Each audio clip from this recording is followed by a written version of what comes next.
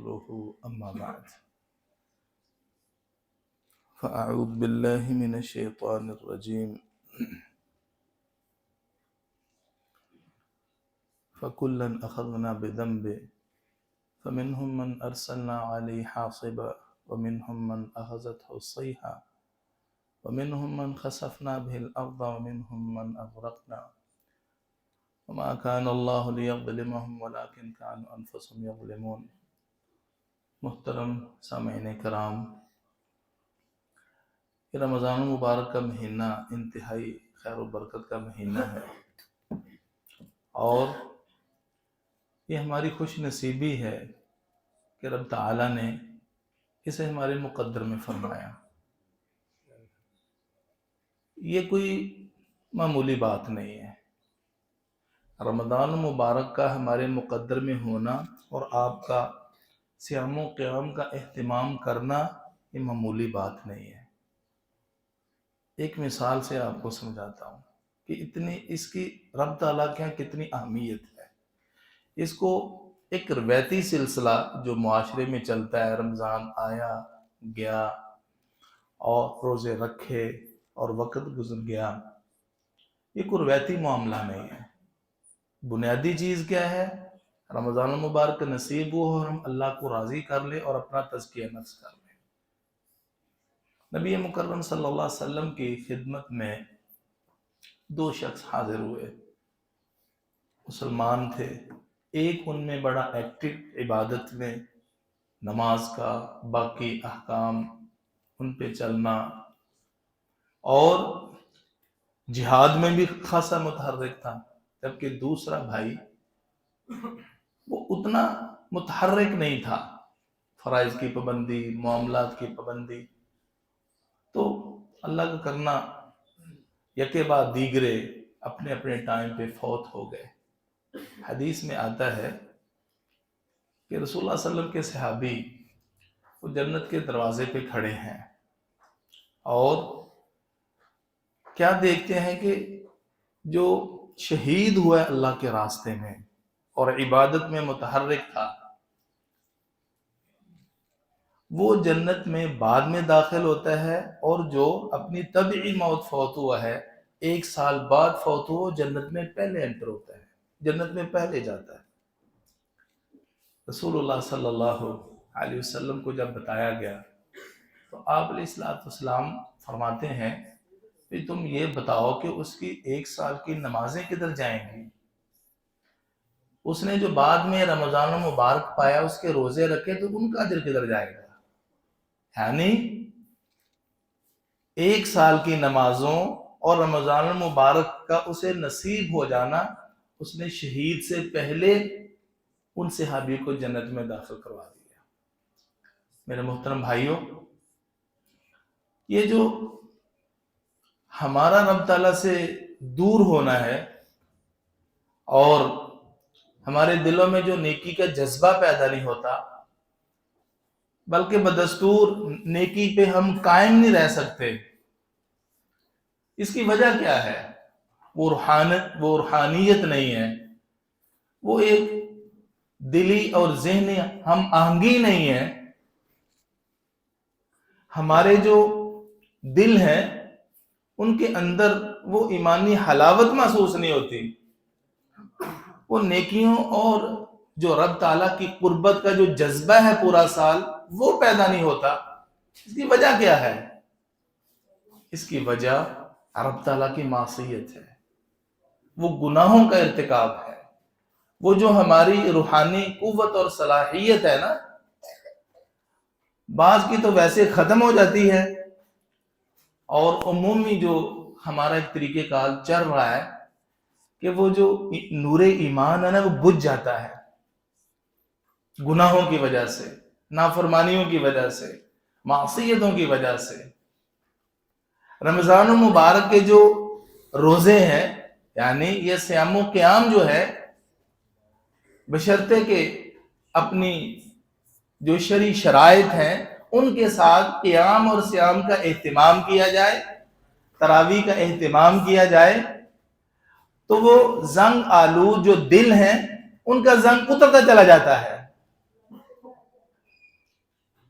اس کو پھر صیام و قیام کی جو حلاوت ہے، لذت ہے، وہ دل کے اندر احساس پیدا ہوتا ہے. اس کا دل بتاتا ہے کہ بھی اب تمہاری ایمانی ترقی ہے، تمہاری امپروومنٹ ہے، تم اوپر کو جا رہے ہو. یہ دل بولتا ہے. نماز میں کھڑے ہونے کو جی چاہتا ہے، باوجود ہے کہ تھکا ہارا ہوتا ہے، لیکن ایک ایمان کی قوت اس کو جائے نماز اور مصلی سے ہلنے نہیں دیتی. وہ روزے کی حالت میں جتنا بھی تھکا ہارا کیوں نہیں ہوتا، اس کو باقاعدہ پیچھے سے ایک سہارا ہوتا ہے. اور وہ سہارا کس چیز کا ہے؟ ایمان کا، کہ جس کے ساتھ زیادہ نافرمانی نہیں ہوتی، معصیت نہیں ہوتی. رسول اللہ صلی اللہ علیہ وسلم نے اسی لیے فرمایا، یہ بخاری مسلم کی حدیث ہے، پیارے پیغمبر صلی اللہ علیہ وسلم نے فرمایا، من صام رمضان ایمان واحتساب غفر له ما تقدم من ذنبه. کتاب الایمان میں امام بخاری رحمہ اللہ نے حدیث نقل فرمائی ہے کہ جس نے ایمان و احتساب کی وجہ سے، یعنی یہ اللہ کی طرف سے فریضہ عائد ہے، اللہ نے روزہ فرض کی ہے، دیکھا دیکھی نہیں، گھر والے رکھ رہے تو اس لیے میں نے بھی روزہ رکھ لیا، نہ رکھو تو شرمندگی ہوتی ہے، اس وجہ سے نہیں، بتقاضا ایمان اس نے روزہ رکھا، واحتسابا، اور اللہ رب العزت سے ثواب کی امید رکھتے ہوئے، حصول ثواب کے لیے. اب جب دو بنیادی شرطیں پائی جائیں گی، غفر له ما تقدم من ذنبه، صاحب کا زندگی کے سارے گناہ رب تعالیٰ معاف فرما دے گا. یہی مفاد من قام رمضان ایمان واحتسابا غفر له ما تقدم من ذنبه. آپ جو قیام اللیل کرتے ہیں رمضان میں عشاء کے بعد، اس کو تہجد بھی کہتے ہیں، قیام اللیل بھی کہتے ہیں، متاخرین اس کو نماز تراویح کہتے ہیں. تو جو انسان ایمان و احتساب سے قیام کرتا ہے، رب تعالیٰ اس کے سابقہ سارے گناہ معاف فرما دیتا ہے. من قام لیلۃ القدر، یہ دعا کریں کہ رب تعالیٰ ہمیں آپ کو سلامتی کے ساتھ لیلۃ القدر تک پہنچائے، لیلۃ القدر کی سعادت ہمیں نصیب فرمائے، اور لیلۃ القدر کی جو خیر و برکات ہے وہ ہمیں نصیب ہو جائیں. اس رات کا قیام مل گیا، رب سے رجوع کر لیا، معافی مانگ لی، استغفار کر لیا، اللہ کے حضور گڑ گڑا لیا صاحب کا زندگی پر، اس کا سب کچھ دیکھتے ہوئے ندامت کے آنسو بہا دیے، اللہ کے سامنے رو پڑے. یہ دل آپ کا گواہی دے کہ تیری توبہ قبول ہو گئی ہے. یہ دل بولے. جب تک آپ کا ضمیر نہیں بول رہا، آپ کے جوارے پر اللہ کی خشیت کے آثار نورما نہیں ہو رہے، اور یہ دل یہ اللہ کے حضور جب خشیت اور انابت کرتا ہے تو پھر دل کی ایک خاص کیفیت ہوتی ہے. جب تک وہ پیدا نہیں ہوتی تو سمجھے معاملہ ابھی خراب ہے. تو اللہ کرے وہ کیفیت ہماری بن جائے. تو انسان جب یہ قیام کرتا ہے، صاحب کا زندگی کے اللہ رب العزت سارے گناہ بھی معاف فرماتا ہے. اور لیلۃ القدر خیر من الف شہر، لیلۃ القدر کی جو رات ہے وہ 1000 مہینوں سے بہتر ہے. کم و بیش 84 سال اور 4 ماہ بنتے ہیں. یہ ہمارے اوپر انعام ہے، امت محمدیہ پر انعام ہے. رسول اللہ صلی اللہ علیہ وسلم کو جیسے اللہ نے ترہ امتیاز بخشا، سید الاولین والآخرین ہے، آپ کی امت کی بھی اسی طرح فضیلت رکھی ہے. تمام امتوں کی سردار، امتم وسطہ کہا ہے، خیر الامم قرار دیا ہے. اور پھر اعزاز یہ بخشا کہ ایک رات کا کچھ حصہ جاگنے سے انسان کو 84-85 سال کی عمر کی عبادت وہ نصیب ہو جاتی ہے. معمولی بات نہیں ہے. وَمَنْ حُرِمَهَا فَقَدْ حُرِمَ الْخَيْرَ كُلَّهُ. جس انسان کو لیلۃ القدر محروم نہیں ہے وہ بدبخت ہے انسان. محترم سامعین کرام، آج کبھی آپ نے غور فرمایا کہ ہم دنیا میں کھوئے ہوئے ہیں، تلاوت کے لیے جی نہیں لگتا. سیدھی سی بات ہے، ہم اپنے اسلاف کے واقعات قصے پڑھتے ہیں، یہ پچھلے دنوں یہ شیخ الحدیث حافظ محمد گوندلوی رحمہ اللہ کے حوالے سے کافی بیمار ہو گئے، ہماری جماعت کے بہت بڑے محدث اور عالم دین تھے، بیمار ہو گئے تو ڈاکٹروں نے تعلیم و تدریس سے منع فرما دیا، بس انہوں نے کہا قرآن پڑھیں زبانی کلامی اور آپ کچھ نہیں کریں گے، بیڈ ریسٹ مکمل۔ تو اللہ نے صحت دی، عافیت دی، جب بستر سے اٹھے تو کہتے ہیں اور تو مجھ سے کچھ نہیں ہو سکا، بحمد اللہ، یہ قرآن سے تعلق ہے، لیکن کہتے ہیں اللہ کا شکر ہے کہ قرآن پڑھنے کا موقع مل گیا، قرآن پڑھنے کا موقع مل گیا۔ اور وہ موقع کیسا تھا؟ 1 مہینہ صاحب فراش رہے اور انہوں نے اس 1 مہینے میں 30 قرآن ختم کیے، سارا دن قرآن پڑھتے رہے۔ محترم سامعین کرام، آج قرآن کے لیے جی کیوں نہیں لگ رہا؟ مسجد میں بیٹھنے کا جی کیوں نہیں لگ رہا؟ حالانکہ رسول اللہ صلی اللہ علیہ وسلم فرماتے ہیں مومن کی نشانی کیا ہے؟ وَقَلْبُهُ مُعَلَّقٌ بِالْمَسَاجِدِ، بندہ مومن کا دل تو مسجد کے ساتھ لٹکا رہتا ہے۔ ہمارا جی لگتا بازار میں، فنکشنوں میں، دیگر معاملات میں، میرا دل مسجد میں کیوں نہیں لگتا؟ یہ خاص کیفیت ہے، وہ نہ لگنے کی وجہ وہ میری معصیتوں گناہوں کی اور رب تعالیٰ کو جو میں نے ناراض کیا اس کی شامت ہے، اس کا یہ برا نتیجہ ہے کہ میرا مسجد میں دل نہیں ٹکتا۔ یہ باتیں کرنے کا تو آسان ہے، اللہ سے دعا ہے کہ اللہ ہمیں وہ کیفیت نصیب فرمائے، لیکن اس کے حصول کے لیے آپ کو طریقہ بتا دیتا ہوں، ایک نسخہ بتاتا ہوں۔ وہ نسخہ کیا ہے؟ وہ نسخہ یہ ہے کہ ہم زیادہ سے زیادہ گناہ سے بچیں، گناہ سے زیادہ سے زیادہ بچیں۔ جس طرح کوئی انسان گناہ سے بچے گا، وہ گناہ ایک ہے۔ روزہ بھوکا پیاسا رہنے کا نام نہیں ہے، روزہ میری آنکھ کا بھی ہے، روزہ میری زبان کا بھی ہے، روزہ میرے پاؤں کا بھی ہے، میرے ہاتھوں کا بھی ہے، میرے ایک ایک عضو کا ہے، میرے خیالات و تصورات کا ہے روزہ، میں ان کو پاکیزہ بناؤں۔ یہ سب پاکیزگی کیسے آتی ہے؟ گناہ سے بچنے کی وجہ سے۔ میری زبان نہ جھوٹ بولے، میں غیبت نہ کروں، چغلی نہ کروں، اور میرے دل میں دکھاوا نہ ہو، تو خلوص ہو کر اللہ کے حضور گناؤں۔ تھوڑی سی محنت کی ضرورت ہے، کرتے رہے، محنت کی ضرورت ہے، اور اس محنت میں بنیادی چیز کیا ہے کہ انسان 5 وقت کی نماز ادا کرے۔ محترم بھائیو، یہ جو آیت میں نے آپ کی خدمت میں تلاوت کی ہے سورہ عنکبوت کی، اللہ رب العزت فرماتے ہیں صاحب کا فرعون، قارون، بہت سے وہ ان امتوں کا تذکرہ فرمایا کہ جو رب تعالی نے برباد کر دی، ان کو صفحہ سے مٹا دیا۔ فرمایا فَكُلًّا أَخَذْنَا بِذَنبِهِ، ہم نے ہر ایک کو اس کے گناہ کی پاداش میں پکڑا ہے۔ گناہ کیا ہے؟ فرائض کا ترک، محرمات کا ارتکاب۔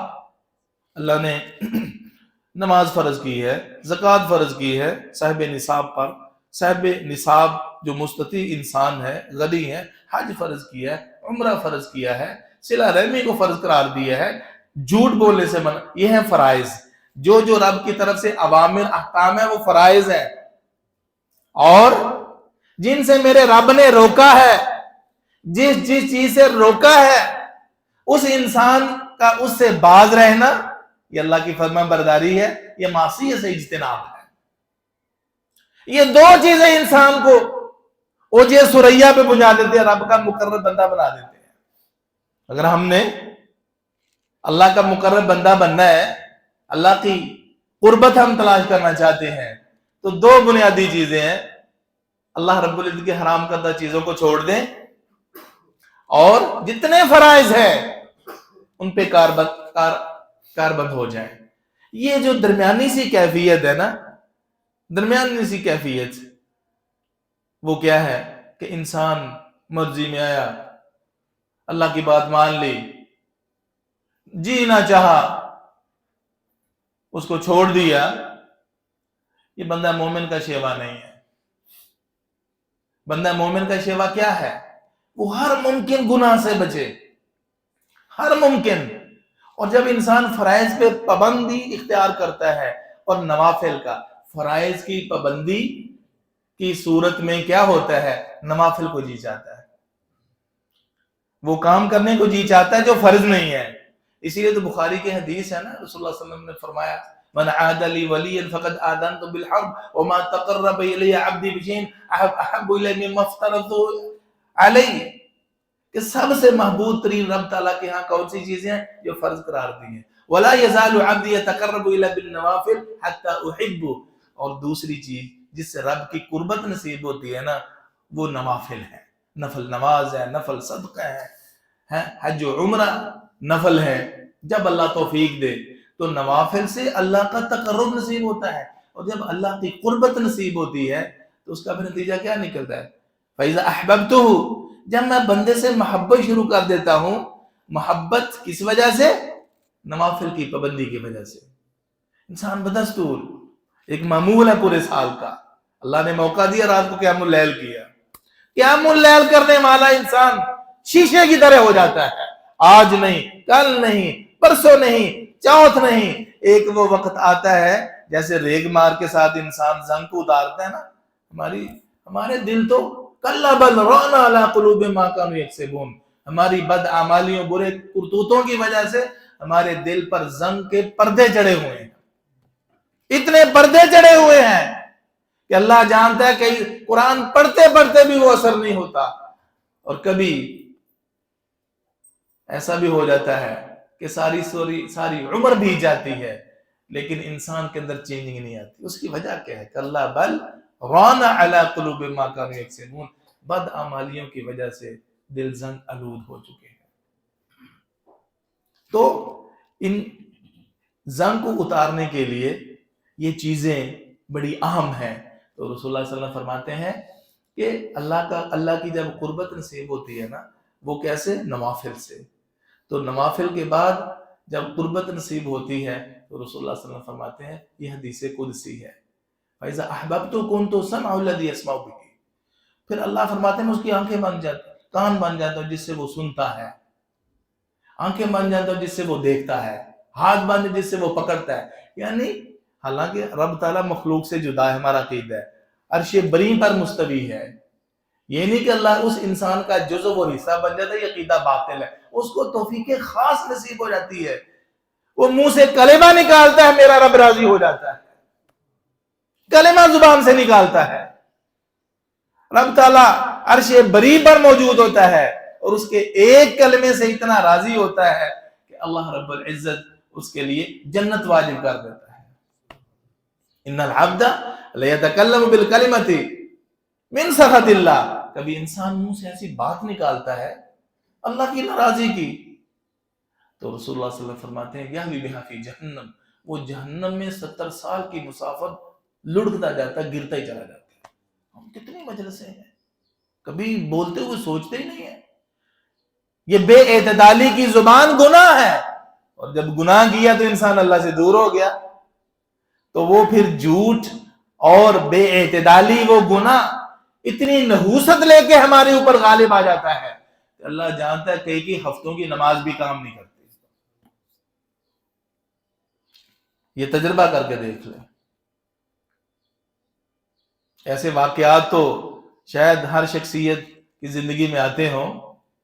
تو ایک بزرگ، وہ محمد حسین لاہوری، ان کی خدمت میں ایک شخص ان کے مرید حاضر ہوئے،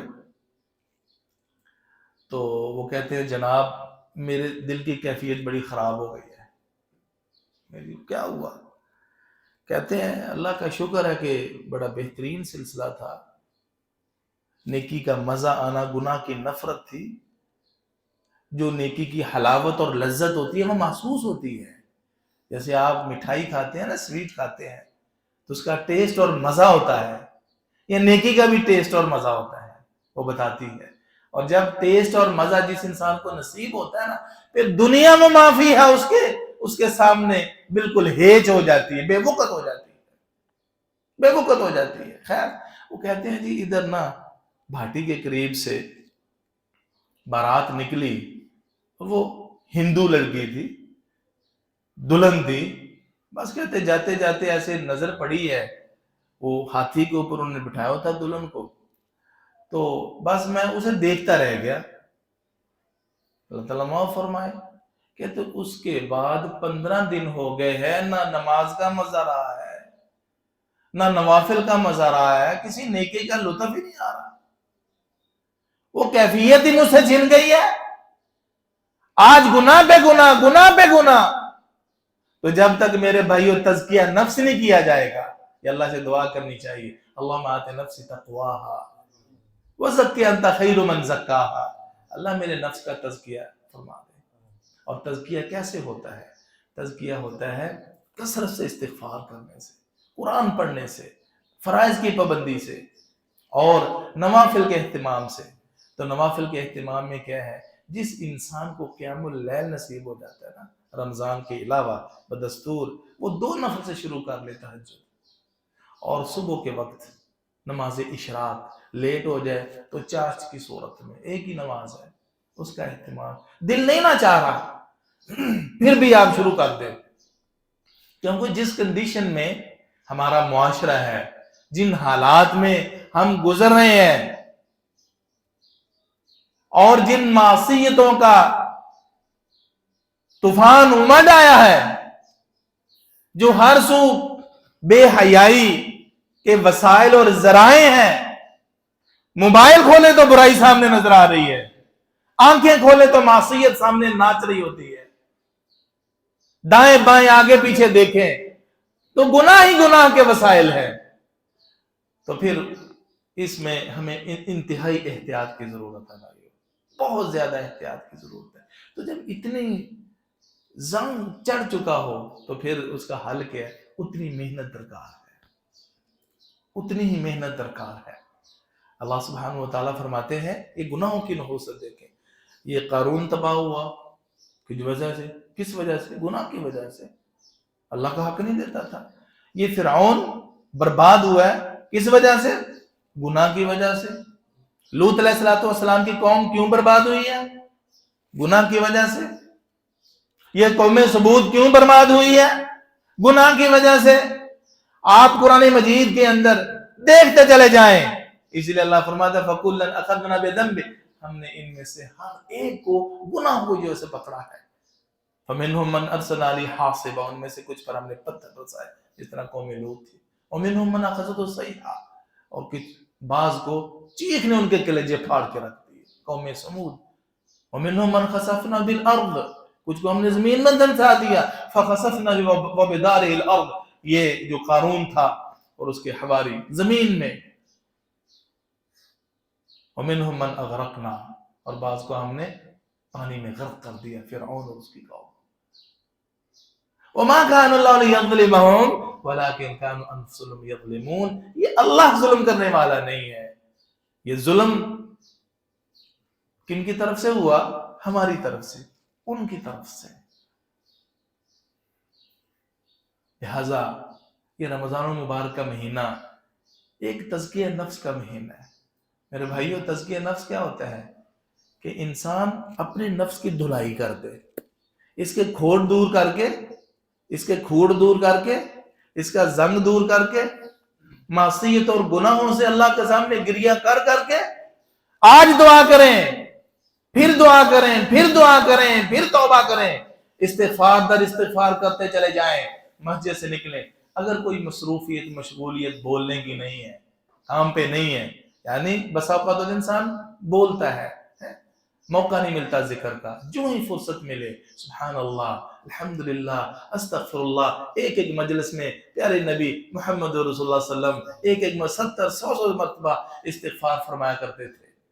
فرمایا اِنَّهُ لَا يُهَانُ عَلَىٰ قَلْبِي، مجھے محسوس ہوتا ہے کہ میرے دل پر، حالانکہ آپ کی کیفیت کیا تھی؟ یوں لگتا ہے جیسے حجاب آ جاتا ہے. ہمارے دلوں کا کیا حال ہے؟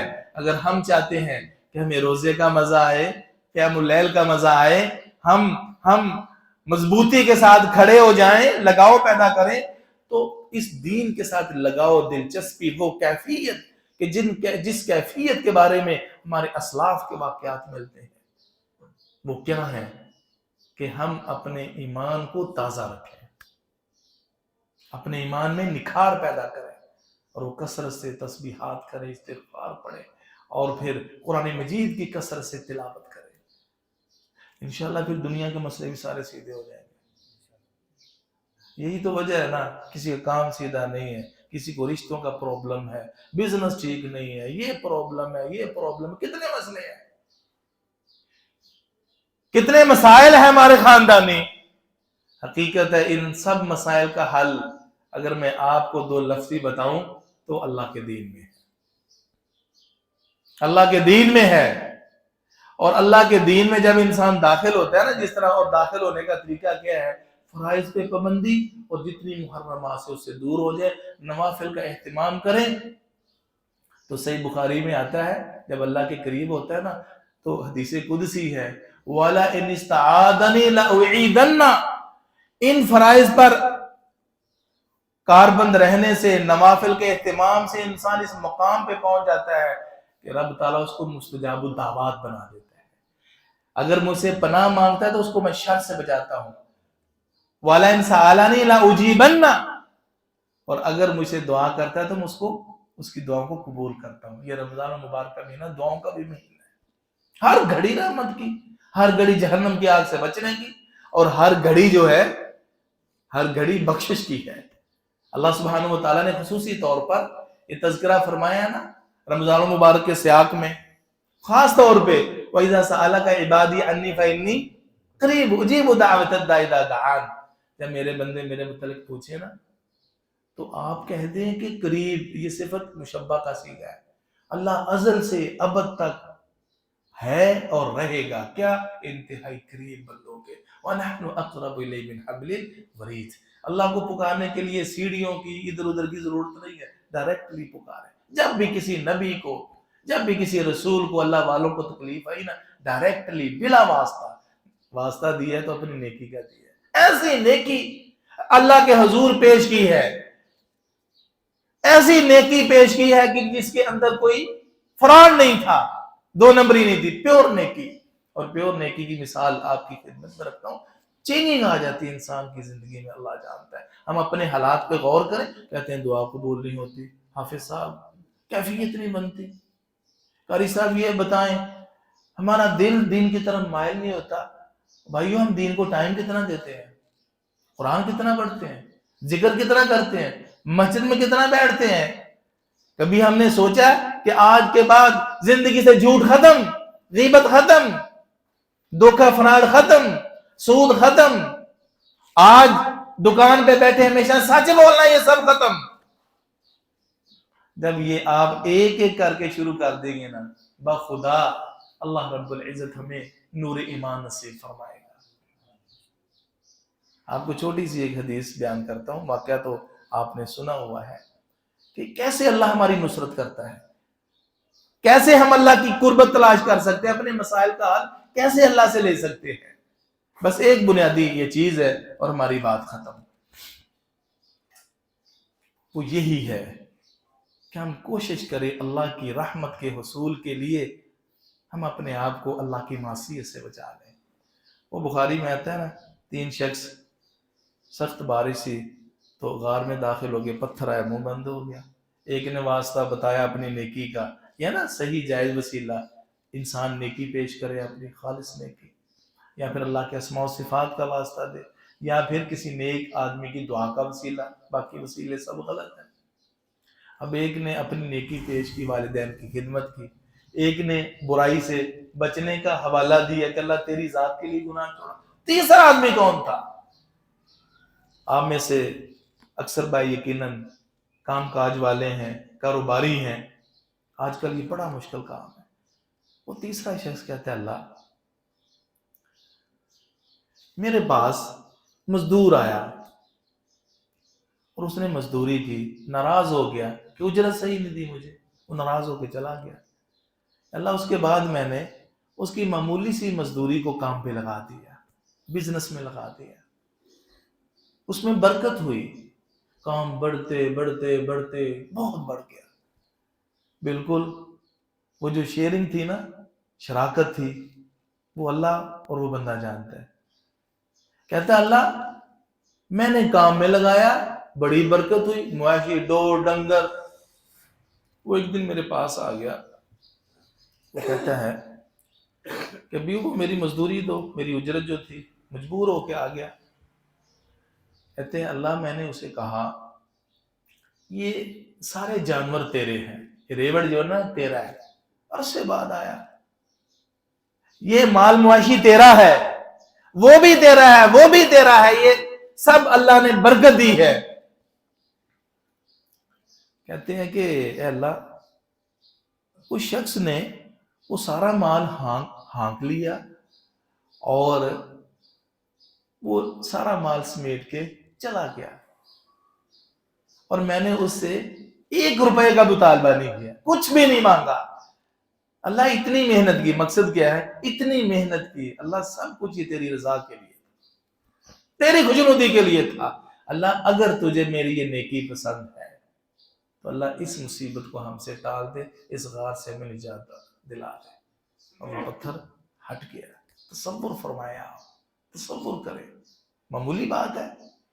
آج ہم اس پیسے کی وجہ سے رشتے ناطے توڑ رہے ہیں، اس پیسے کی وجہ سے جھوٹ بول رہے ہیں، اس پیسے اور دولت کی وجہ سے ہم قتل و غارت کر رہے ہیں، گالی گلوچ کر رہے ہیں، فراڈ کر رہے ہیں. اس دنیا کی غلاظت کے حصول کے لیے ہم کیا کچھ نہیں کر رہے، اور اگلی گھڑی کا پتہ نہیں ہے کب بلاوا اور ہم چلے جائیں. اور یقیناً فمن زحزح عن النار وادخل الجنہ فقد فاز. حقیقی کامیابی کی ہے اللہ کی ناراضی سے بچ جائیں اور ہمیں اللہ جنت نصیب فرما دے. تو جب ہم اس نہج پہ آئیں گے نا اللہ کی قربت میں، تو اللہ فرماتے ہیں 9ویں پارے میں کہ وَلَوْ أَنَّ أَهْلُ الْقُرَىٰ آمَنُوا وَاتَّقَوْا، اگر یہ بستیوں والے ایمان صحیح لے آئیں نا، وَاتَّقَوْا، اور میرا تقوی اختیار کریں، لَفَتَحْنَا عَلَيْهِمْ بَرَكَاتٍ مِّنَ السَّمَاءِ وَالْأَرْضِ، میں زمین و آسمان سے رحمت کے دروازے کھول دوں. کیا اللہ نے مطالبہ کیا؟ وَلَوْ أَنَّ أَهْلَ الْقُرَىٰ آمَنُوا وَاتَّقَوْا. ایمان، ہم ایمان کا دعویٰ کرتے ہیں، اگر یہ لوگ صحیح ایمان لے آئے اور میرا صحیح تقوی اختیار کر لے تو ہم زمین و آسمان سے خیر و برکات کے دروازے کھول دیں. وَلَٰكِنْ كَذَّبُوا، لیکن انہوں نے تکذیب کی ہے. بعد نے تو بالکل رسولوں کو جھٹلا دیا، اور تکذیب کی ایک صورت یہ ہے کہ جو مرضی میں ہے وہ کر لیا، نافرمانی، گناہ گناہ گناہ در گناہ. تو اللہ فرماتے ہیں فَأَخَذْنَا بِمَا كَانُوا يَكْسِبُونَ، تو ان کے گناہوں کی وجہ سے ہم نے پکڑ لیا. تو رب تعالیٰ سے دعا ہے کہ اللہ میں وہ اعمال کی توفیق نصیب فرمائے کہ جن اعمال اور خلوص کی وجہ سے رب تعالیٰ دنیا میں نوازتا ہے، عطا فرماتا ہے، عزت دیتا ہے، وقار دیتا ہے، عروج دیتا ہے. ضروری نہیں ہے کہ کوٹھیاں اور بنگلے ہوں تو انسان کو سرور نصیب ہوتا ہے. بڑے بڑے بادشاہ اس دنیا سے گزرے، لیکن کیا ہے؟ وہ اضطراب کی کیفیت میں گئے ہیں. تو ایمان کی برکت سے، اعمال صالحہ کی برکت سے انسان کو کبھی وہ کیفیت نصیب ہوتی ہے کہ اللہ اس کو حیات طیبہ نصیب کرتا ہے. حیات طیبہ، اعمال صالح کے وہ حیات طیبہ کیا ہے؟